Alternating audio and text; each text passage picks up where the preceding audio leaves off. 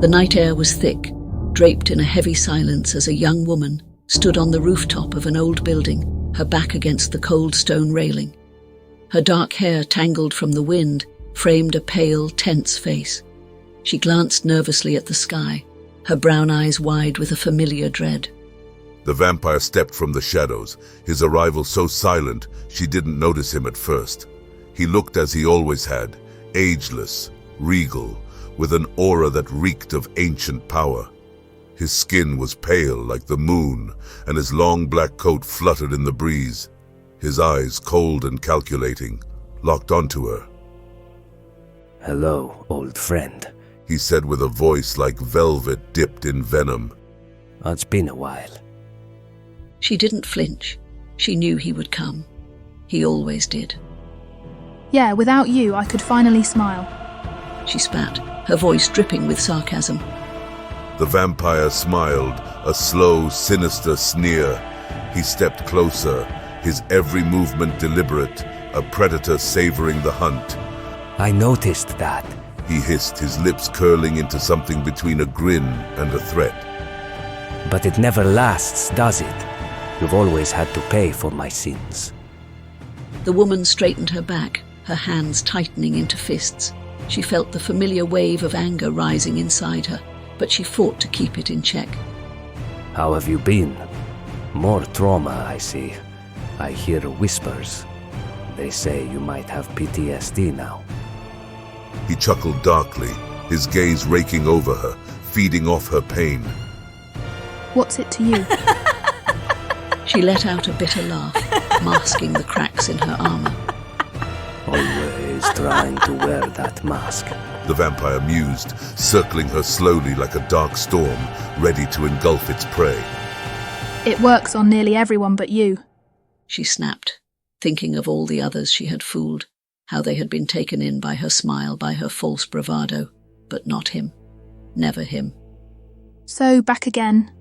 She muttered, her voice thick with resentment. Here to make me hate every existence of my being." The vampire's smirk deepened, his voice like silk soaked in malice. "Oh yes, you know I live to make you question your life's meaning." His words slithered around her like chains, pulling tight around her throat. She clenched her jaw, fury boiling just beneath her skin. "Do you ever have enough?" "You know I'll never tire of this," he whispered, stepping closer, his breath chilling her skin. "I have even more ammo against you now." "And you'll make me suffer for it." She growled. "Over what is true." He nodded approvingly. "You finally learned." He took another step toward her, his eyes gleaming with cruel satisfaction. "You left scars." She muttered, taking a shaky breath. "And they burned." "So now you're bipolar, are you?" The vampire's voice dripped with mock concern. "Just add it to your pathetic list of disorders." Her chest heaved as she fought to keep her composure, her emotions teetering on the edge. "Half of it's your fault." She snapped, her voice raw. "You know it's true." "As if your mind needed an excuse." He taunted, his eyes gleaming. "Seeing shadows, figures moving in your head. Maybe there are monsters under your bed, too." He pouted mockingly, pretending to care. She sucked in a sharp breath, her body rigid with anger. He always knew how to get under her skin, how to push her to the breaking point. "You've always struggled with your behavior," he said, shaking his head in that infuriatingly condescending way. "That's when your toxic traits come out to play."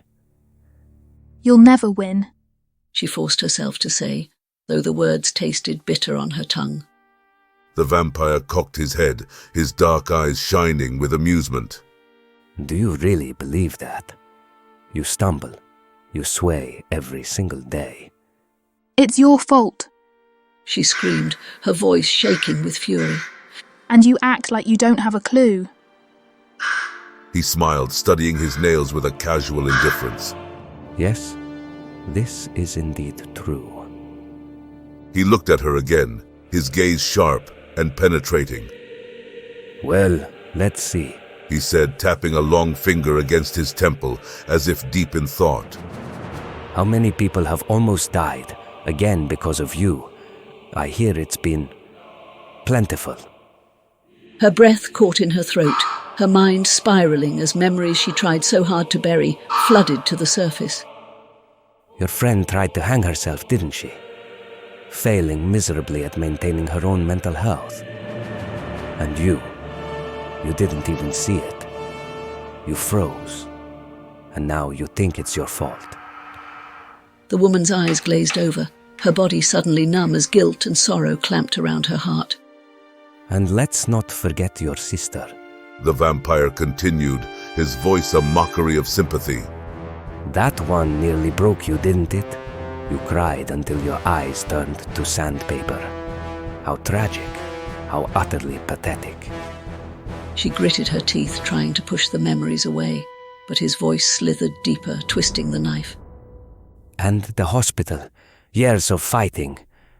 And for what? He sneered. More pain, another childhood mentor dead, just another splash of red on the canvas of your grief. I'll never stop trying, she said through clenched teeth, her voice quivering with defiance, even as her soul felt like it was being torn apart. The vampire cackled, his laugh echoing across the empty rooftop. You've always been down for the fight, he said, his voice a mix of admiration and mockery. He moved in closer, his cold breath on her neck. but I always win.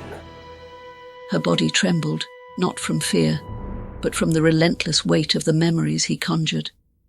But in the pit of her despair, something flickered, something stubborn, something angry. You won't win this time, she whispered, more to herself than to him.